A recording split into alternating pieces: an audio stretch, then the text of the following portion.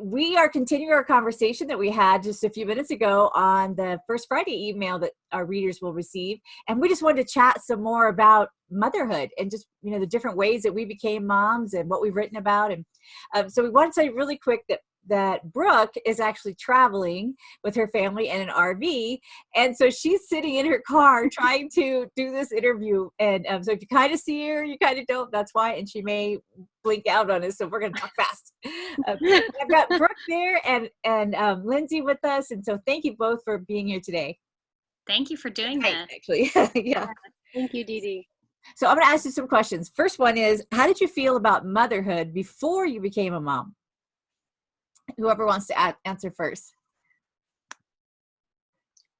I'll jump in. Okay. I talk about this sometimes with other moms because, when I was growing up, I didn't have a lot of like big career goals or things I wanted to do. I really just wanted to be a mom. And so, and a wife, of course, and all that. And a writer, which is awesome that I can do that now too.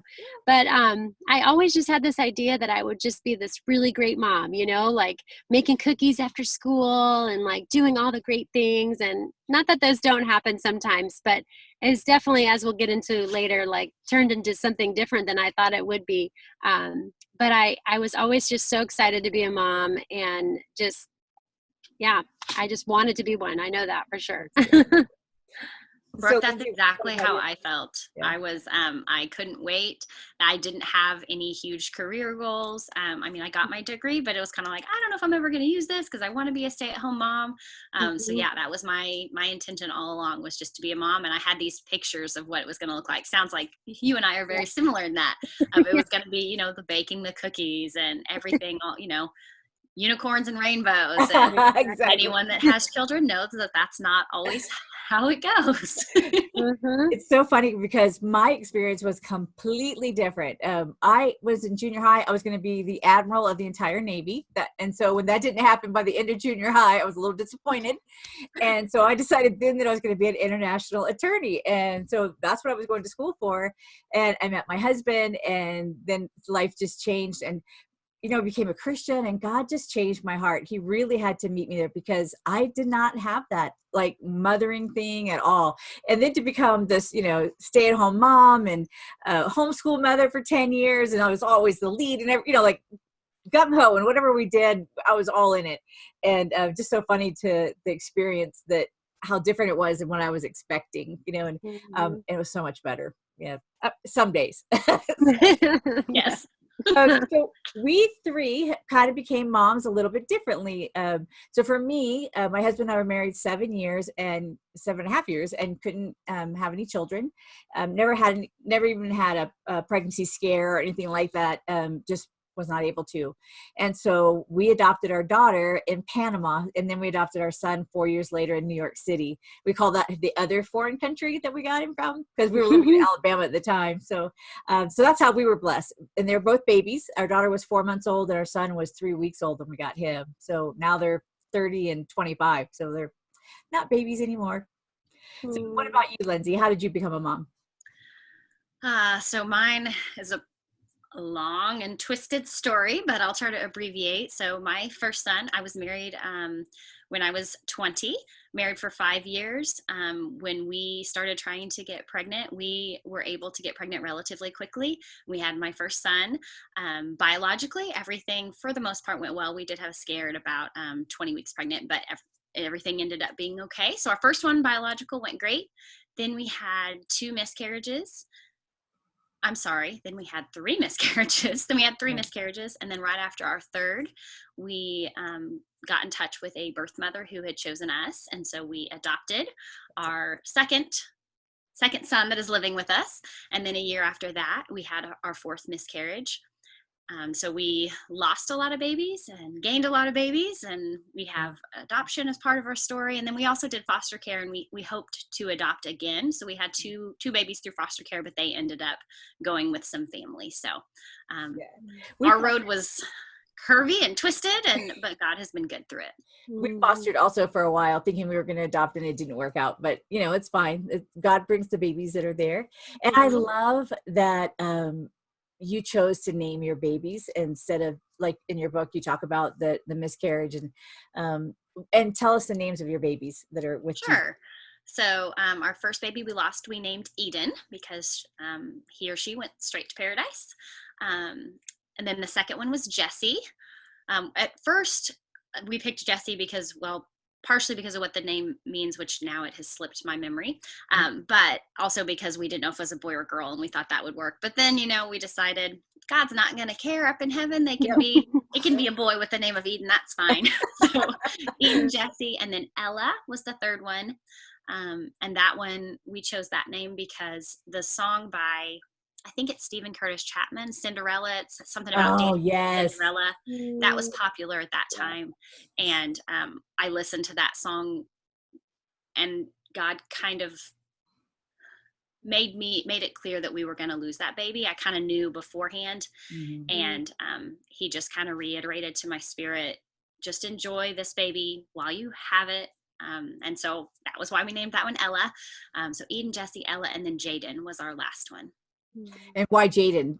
I wasn't sure why. It was the name, what the name meant, and I have now forgotten. I know. I'm like that with my kids. I'm like, what was their name? Yeah. So you write about it in your book, and I love that you shared that, and you were so vulnerable and transparent. And that is just, what we need to hear, because motherhood is hard, and we all come about it in different ways. And some get to mother children, they're not theirs biologically. Sometimes it's the neighbor kid that you get to mother, and I know for me growing up, I grew up with my mom and my grandmother in the home and my dad, but there were women that came along beside that loved me like a mom, and that I'm still in touch with. And I was so blessed by that, that to be able to have that too. So what about you, Brooke? You've got your hands full, as your book says. Yes. Yeah. So we tried for maybe a year, and then we got pregnant. So we were married for a couple of years, and then tried. And so it wasn't like instant, but it didn't take forever. And that was great. But then I didn't realize, it can happen again very quickly. So we, my son, I think, was 5.5 months old when we found out we were pregnant again. Wow. And I was overwhelmed at that time because I thought, I already have a baby and now I'm going to have another baby, which was a blessing, but it was so not what I was expecting. And so we had our first two 13.5 months apart, and then took a little break. And then 3 years later, we had our son. And then 2 years after that, we were surprised with identical girl twins. So that was something that was never on my radar.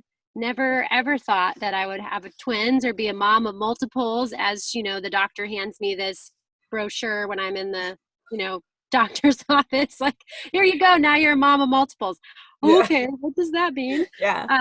So that was our story. And it's just kind of been a surrendering, continual, process for me, as it is for every mom in our different situations. It can be totally different, but it's the same surrendering. And Absolutely. So it was surrendering my plans to God's will and what he gave us. And it's been awesome. And it's getting better every year, really. It's hard and new challenges, but definitely grateful. Yeah. I love in your book that you are so real. I mean, when you talk about trying to put your child in I don't know which one it was, in the car seat at this, I think it was at the church or at the school, and you're and you're just grateful that you don't have a dress on because you can't get the child in. And I don't think that my son, every time I would try to put him in the car seat, he would do the whole body straight, and I'm like boink boink, push it on him, and it would not. I was like, yeah. So yeah, he was that kid. So I loved when I read your book that I just relived all of those moments that we had that were very similar, and I only had one boy, one girl. The boy was a lot. So one of the questions I want to ask you too is, what was your biggest misconception about motherhood? Let's start with you, Brooke. I guess I didn't realize how hard it was going to be. I don't, we talked about what we thought motherhood was going to be like. I really kind of did picture like unicorns and rainbows. Like I loved babies since the time I was a baby. I was like 2 years old and feeding a baby in a high chair. It was just like in your DNA to be a mom for me. And I just thought I would be good at it, and didn't realize that I'm not so good at it sometimes. Like It's a skill. You have to learn some things. Yes. Yeah. So I think just that misconception, and not to scare people away from becoming moms too, because it's a wonderful, beautiful thing, but it's not easy, and it comes with a lot of death, a lot of dying to self, Yeah. but then a lot of resurrection and, living for our kids, and not just for them, but a new life for us of what God's doing in our hearts that we can draw closer to him. And so, Well, I know for me, like as my faith grew with our daughter, and with our son too. I prayed a lot with our son, but our daughter, my faith was growing. And what I realized was I could see more clearly how God sees us as his child. You know what I mean? Like the love that he has for us. Even when we're being naughty, he still loves us. He may not like what we're doing, but he loves us. For me, the misconception was that it wasn't rewarding. I kind of grew up in the, right behind the whole women's lib thing, but they were already established at that point. And I mean, if I could have burned my bra, I would have done that, back in the day, but I was too late, but I was raised to believe I could be anything, do anything. And I thought, why would I want to be a mom? I could do so much other things, and it's the best thing I've ever done. Besides being a wife, it truly is. I've grown as a believer because of it. I mean, it's driven me to my knees during those teen years. They were tough, and but it's all worth it, because I like the person that God has developed, and I'm such a much kinder, loving person than I was without children, because like you said, it's a selfless thing that you have to do, and you have to die to self. And so, yeah, that was, for me, I didn't realize how rewarding it is. What about you, Lindsey?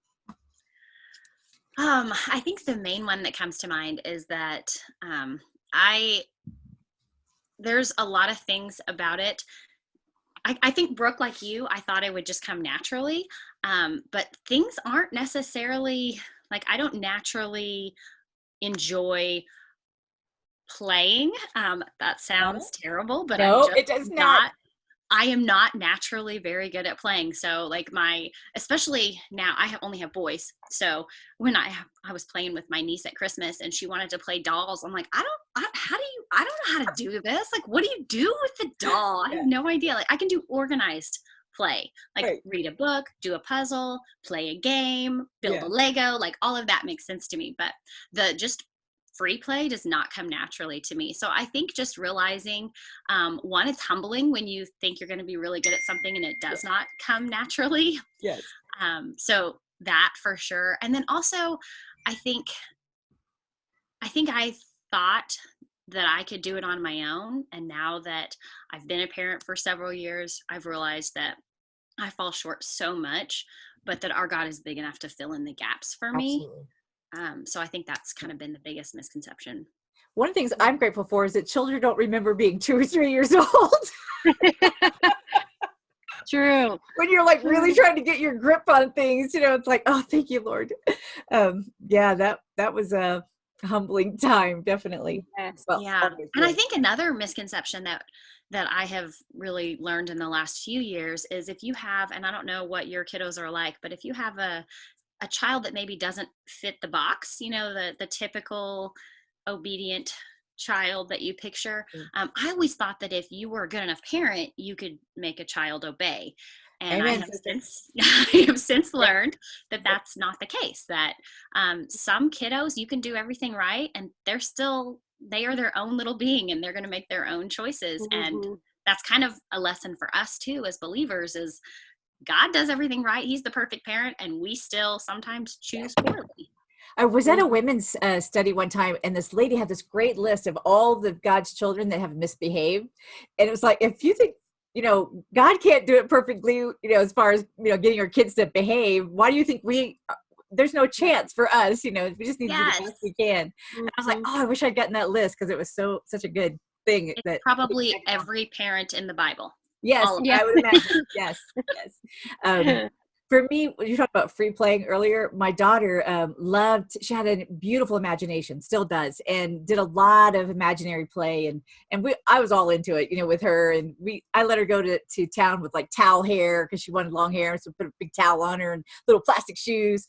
My sister was mortified. She was like, I can't believe you did that. I'm like, You know what? Peer pressure will make her not act like that. And it sure did. Eventually she stopped. Well, she still is her own person, which I loved, but yeah, we love the free play. But when we would free play, I always had to be like the mean stepmom or the ugly witch or whatever. I had to be like Ursula. She had to be, what is it, Little Mermaid. And so when we would swim, I'm like, I want to be Little Mermaid. She's like, I'm done. So my next question is, what is your greatest joy about being a mom? Just hugging those little bodies. Oh my gosh, there's just something about that. Just especially when their little arms go around you. And but for now, my kids, are much bigger, so they don't do that. I have grandbabies, but they're now 9, almost 10, and 18. So they're not really hugging so much anymore. But I love now when I hear my kids use words that we have instilled into them, that we know are from God. We're very purposeful about parenting, and then to hear them say something that they think that they came up with, we're like, we taught you that. I just kind of stand back there. My husband and I are like, nudging each other, like, yeah, we did good. But sometimes it takes a long time, to get that to happen. Yeah, that's not happening in our house yet. Yeah, it'll happen. It will happen, which is amazing when it happens. You're just like floored. So, Brooke, what is your greatest joy about being a mom? I do love, like you said, the little hugs. And there's just something, and it's so hard for me. I am very much like a task-oriented person. Like, I love you too. Oh, we're so similar. We are. I like love people, and I love to be relational, but like I always have this running list, stuff that I should be doing, I need to be doing. And I just love those times when I forget that list and I can like sit with them and truly just, read a book together, snuggle together. Just those things. Bedtime used to be my favorite. I would not say it's my favorite right now. Yeah. The ages and the stages, and we're all in an RV, although there's some really sweet moments putting them to bed there too. But we're like, good night, like twisted. I'm going to bonk my head on your bed. I don't know. But just those times where they're just kind of pouring their heart out in the evening, right before bedtime. I love that. And I think just seeing them develop and grow, like, just one day all of a sudden you're like, oh my gosh, you can do that. Or just seeing their personality really come out, and realizing the more kids that I've had, the more I realize, like you were saying, Lindsey, it's just innate in them. Like it just kind of, and I look back to how my son acts now as an 11-year-old and look back to when he was a 2-year-old, and I'm like, that's the same little guy in that 2-year-old body that was making those decisions. And so just seeing how, like, from the beginning, God just puts this personality in each of us, and to see that develop and grow over time, it's been really cool to see. And so I can't wait to see who they're going to be as adults. A little scared sometimes, but mostly excited. Just hold on for the ride.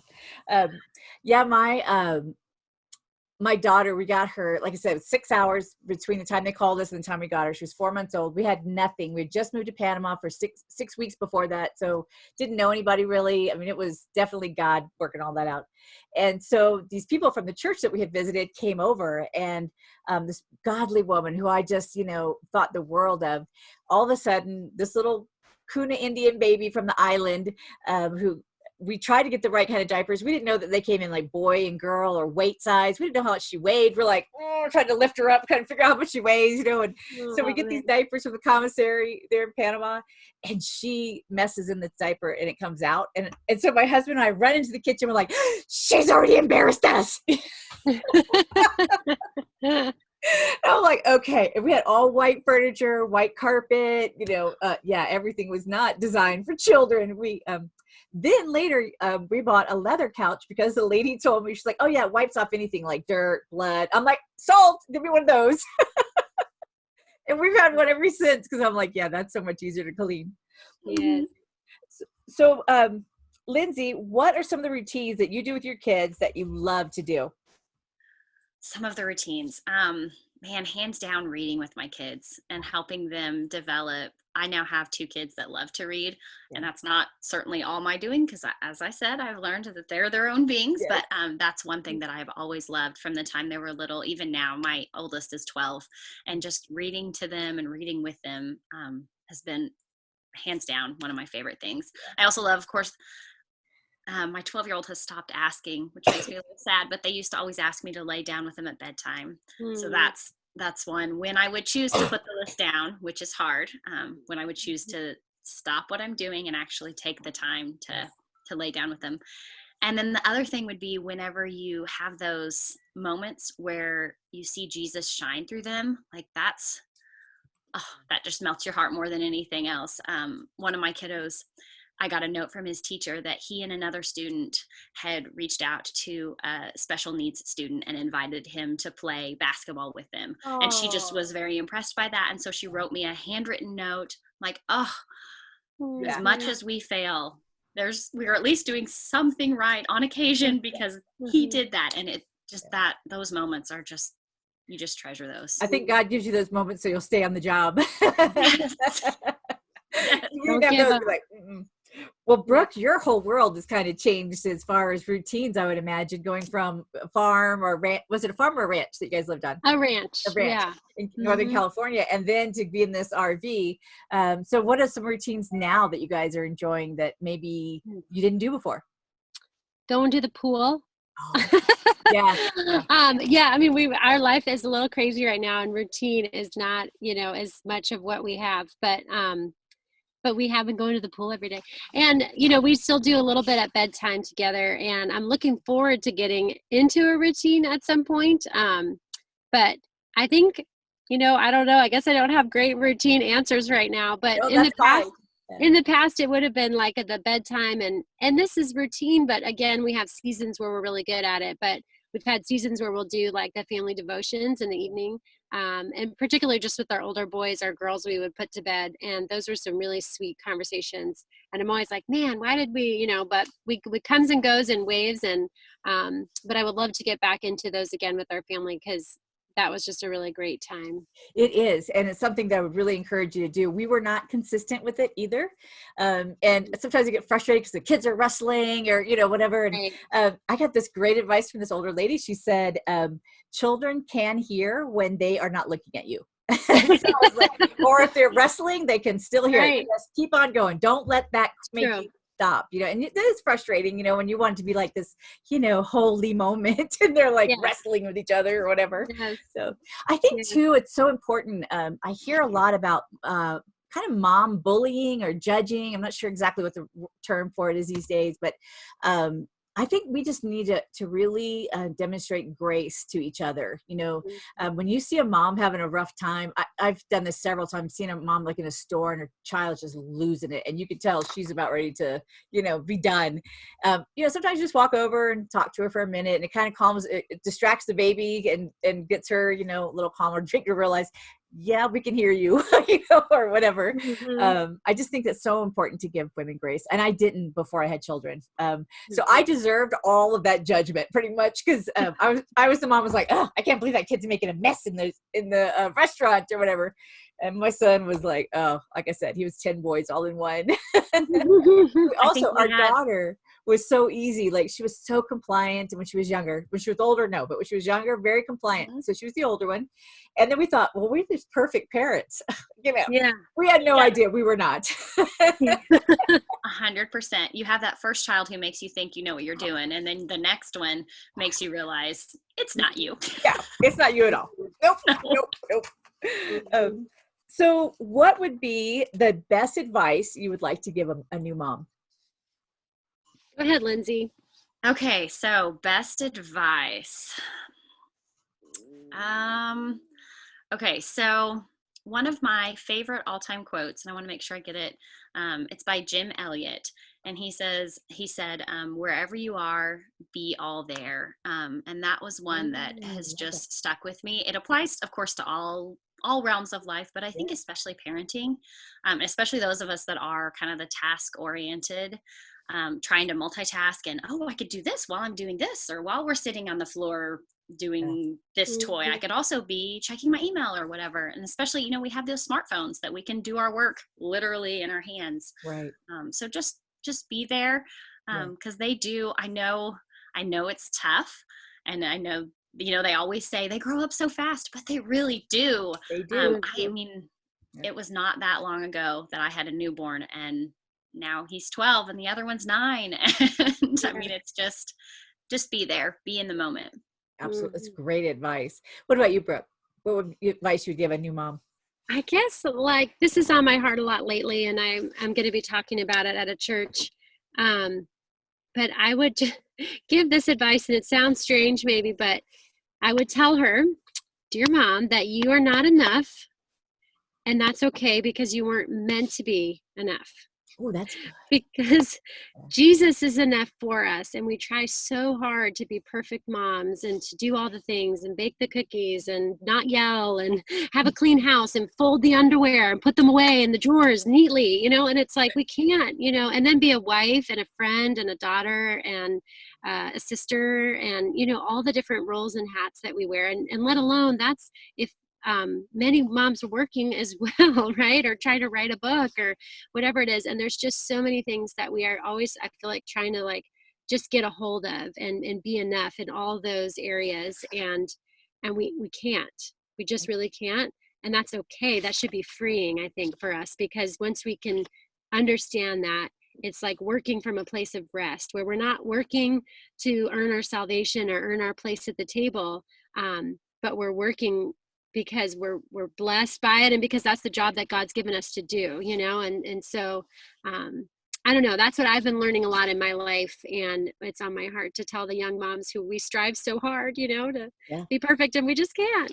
And to know that God is going to fill in the gaps. Like God is big enough that when we fall short, he will fill in the gaps. It's somehow part of his plan for us to fall short, right? Absolutely. So that like he can be glorified in our weaknesses, like it doesn't make any sense, but to me, logically sometimes of why God would have us go through pain or suffering, but it's part of his good plan for our good and for his glory. And so we need that weakness, Yeah, exactly.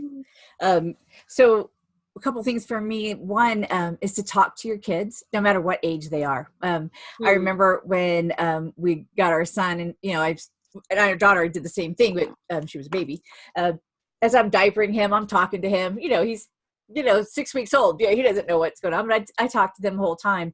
And but to listen to them as they're younger, because what's so important is if you teach them that they're important to you, that you stop what you're doing, you look at them in their face, that direct eye contact is so important. And but when they become older and things become more important besides where's my shoe, or something like that, if they've got a friend who's in need, or if they're being bullied, or, whatever is going on in their life, that they'll come and talk to you. And I have been blessed with 2 kids that will do that. Even in our daughter's rebellion through her late teens and early 20s, she still would talk to us, and fortunately she would tell us what she was doing. I'm like, I don't want to know, but, but I'm glad she still felt the heart to want to talk to us. And our son is the same way.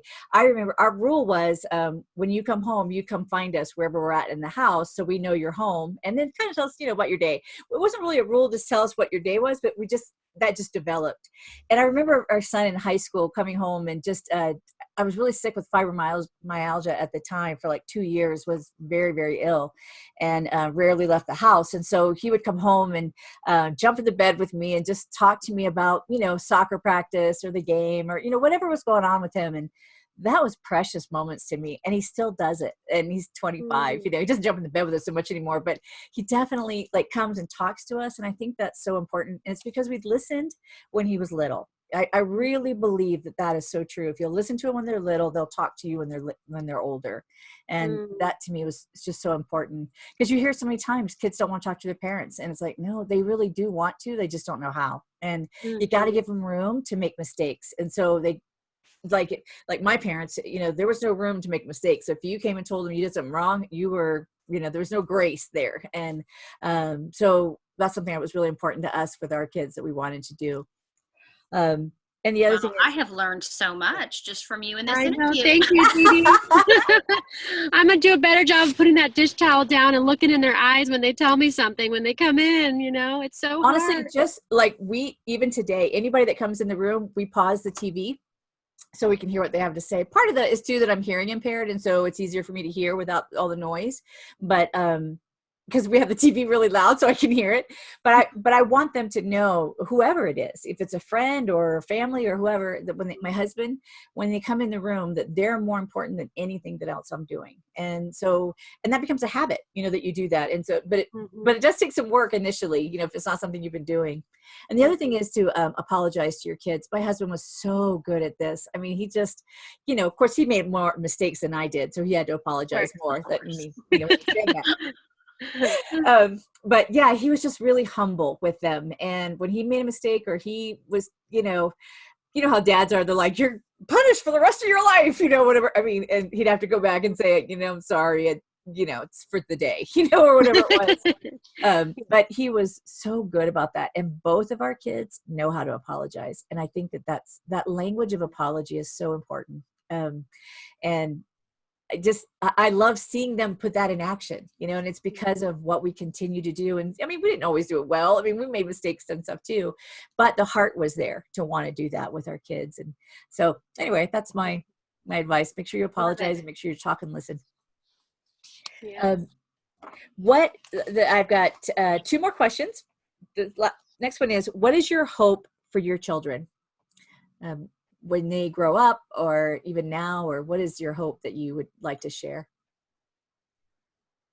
I'll share one that's right off the top of my head. And I always say this because I know it's not easy being one of 5 kids and being in a big family, but my sincere hope is that they will have enjoyed growing up in a big family and that maybe even want to have a big family of their own someday. Because I feel like sometimes you hear about people that grew up in big families and they only want one child or no children. I'm like, no, I mean, it was a bad experience. So I want my kids to remember their childhood as a good thing and a wonderful thing, and their siblings, and to get along. And that was my first initial one. But obviously my ultimate one is that they come to know the Lord Jesus Christ. I can't stumble over my words, but he's the best parent, like we were just talking about. And so they can, I feel like if they come under his authority, they can make all the mistakes in the world, but God isn't going to fail them, right? He's going to redeem their story, and he's going to be with them every step of the way. And so my greatest hope for them is that they would really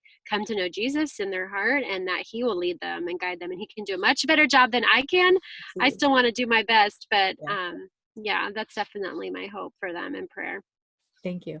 What about you, Lindsey?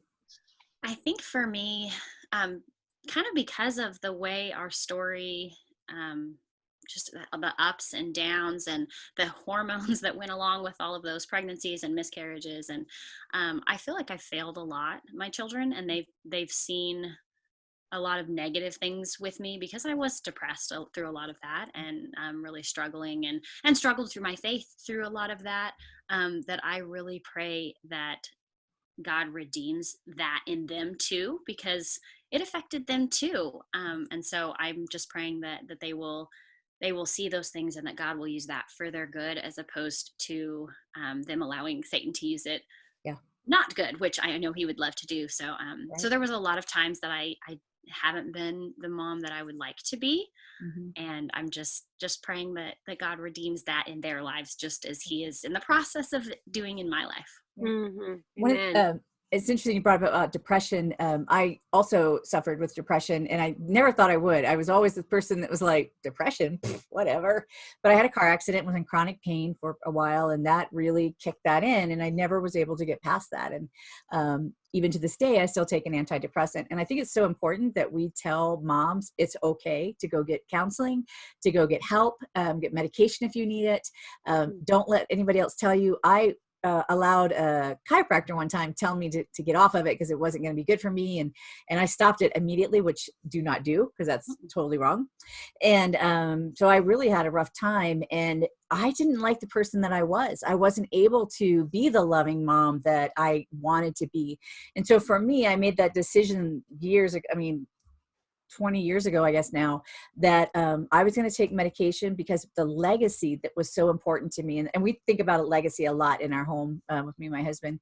What are we leaving behind? What are we building, for our kids? And I didn't want them to have the legacy of thinking about, that mom lost it all the time, or that mom, couldn't get out of the bed. I mean, and I know that there are people that's going on with them, and I've had bouts of that. And so I said, you know what, I'm going to stay on the medication, no matter what it is. And I thought, well, I'll stay on it till they leave home. And then my husband, I wanted to keep my husband, so I'm still on it. It's good for all of us. I'm thinking it should be in the water these days, but I don't know. But I just want to encourage the moms out there that do deal with depression. And sometimes it's temporary. Sometimes it's a physical problem. Sometimes it's chemical, and you really need to get help if that's the case. If you had diabetes, you would get help with that. And so you should the same with depression. This is my own little, call to action, whatever you want to call it. But just encourage moms, because I think that we're so hard on ourselves, and being a mom is lonesome. It's tiring. It's all of those things, but it's also beautiful. And you want to be able to be in a place so that you can experience that wonderful being a mom, and creating those memories, creating that legacy that you want for your kids. And there's that quote. What do they say, that you can't pour from an empty cup? So like, you have to let Jesus fill you. Absolutely. So that you can overflow into the lives of your children and those in your home. Yeah, I've had a couple of people tell me, like, oh, you should just stop taking that because Jesus will take care of it. I'm like, yes, he can. But the way he took care of it was he told me to go get medicine, so like, I'm like, tell you what, you stop taking your heart medicine, or whatever, I didn't say that to him, but I thought it. I was young. I can't help it. Yeah. Anyway, so ladies, I just thank you so much. I just want to leave you with one more. I think we answered this earlier in the other video, but what do you, or how do you think your book will help moms? And tell us the name of your book, and we can get the book at CrossRiverMedia.com of all of our books and others, which is really exciting. And then also you can get them on Amazon.com if you would like to do that. But Lindsey, what would you hope that someone would get out of your book? That moms would get out of your book. Here's my book. It's called Unbeaten: How Biblical Heroes Rose Above Their Pain and You Can Too. Is kind of the little subheading. And I hope that people will find hope and encouragement, and that they'll realize that no matter what's going on in their life, Jesus is still with them. Jesus is good, and he will walk them through that. That they too can be unbeaten, just like every single biblical hero that faced a difficulty. No matter what hard thing you are facing, we all just came out of 2020, whatever hard thing you are facing, God is still faithful, and he can redeem any difficult situation. And I also want to say, each of us are speakers. And so if there's something that you heard in this video us talking about, or even other questions, you're welcome to reach out to Cross River Media, or in our websites are all our names. Lindsey has an M in hers, don't you, Lindsey? Lindsey M. Yes, I do. M for monkey. For monkey. And then is brookefrick.com and DeeDeeLake.com. But, or you can reach out to Cross River Media. But if you do need a speaker, would like a speaker, we're doing virtual and in person sometimes. So we'll see. But what about you, Brooke? What do you hope that the moms will get out of your book? Well, Lindsey, you were so prepared with your book. That's awesome. I'm in my car, so I don't have my book. But I'm not living in an RV. Oh, yeah, there you go. Yeah. So, well, DeeDee's got my book. It's called Hands Full. And it's a 30-day devotional for moms. So it's encouragement for moms who have their hands full. And so I guess that's it, right? That's what I'm hoping to encourage those moms that are out there. So as you were sharing, DeeDee, motherhood's so lonely. And even in our day and age where we go to the park, or we used to, all those things, it still just feels lonely, like a lonely experience. Like, does anyone else go through this? Does anyone else ever feel this way? Do anyone else's kids like act the way my kids do? And because we don't always talk about the hard and the ugly and the messy parts of our lives. And so there's some hard and ugly and messy, and also some beautiful in mine. But I hope that it encourages other moms out there. One of my friends from college was so great. She read it and she was like, Brooke, I've been so encouraged by your book. And I was like, oh, great. And she's like, yeah, well, sometimes I'm like, I didn't know if any other kids did that, but I'm like, well, at least Brooke's dealing with the same thing. I know it happened to Brooke, so it's okay. So, but that's truly what I want women to get out of the book, and to not feel alone, and also to be, drawn closer to the Lord in it too, because he is in those lonely places always. And he is in those places where we feel overwhelmed. And so, that's just my prayer for anyone who reads. Both of you are such beautiful women of faith, and it comes through in your words. And so I know that anybody that reads either book will be so encouraged and supported, in that way. So I really recommend reading it, giving it to a friend, give it to a new mom, somebody who's struggling through something. Those are definitely some choices to do. As for my book, Next Step, I don't know if you can see it because my lighting's being weird. There it is. It's called Next Step. You've accepted Jesus. Accepted Jesus. Now what? We lost you. A little ghosting thing there. Yes, I do not live in the Taj Mahal, as it looks like in the back there. But mine is for teens and tweens that have accepted Christ and they just don't know what's next. And I know that for myself, that happened, and it was 10 years before I was discipled, and really honestly had no idea that I was supposed to read my Bible or go to church or, fellowship with and worship the Lord, and what all that meant. And so there's practical tips in there for them, and ideas and places for them to journal and stuff too. But what thing I like most about my book, I think, is the advice that I ask other women from the ages of 20 to 70, what they would have liked to have known when they were younger. And they have their ages in there too. So it's kind of neat just to see all the different people, how they responded. And, but yeah, so that's, I'm hoping that they'll be able to just really see what the next steps are, and they can grow in their faith and feel like that somebody's with them. Because, that's my heart. I'm all about fellowship and relationship. And so I want to be there physically with them, but of course you can't. And this is that way that I could do it. There's videos attached to it, and Lindsey's got videos attached to hers also. So when you go into the book, you'll see a link and you can do that. But ladies, I just want to say thank you. This has been a great time to spend together, talk about mom stuff. And, I can't wait to, 15 years from now to hear how your kids turn out, and just your stories and stuff that's going to continue, that how God will bless you. And there'll be great places, and there'll be some that aren't, but God's going to be there no matter what. And I just really admire you both. And I thank you. Thank you for writing the books that you've written. I know that they're going to be blessing a lot of women. So thank you. And thank you for having us. This was a great interview. I'm feeling so encouraged and challenged, and I'm hoping that our listeners are as well. And it's not just for me and Brooke.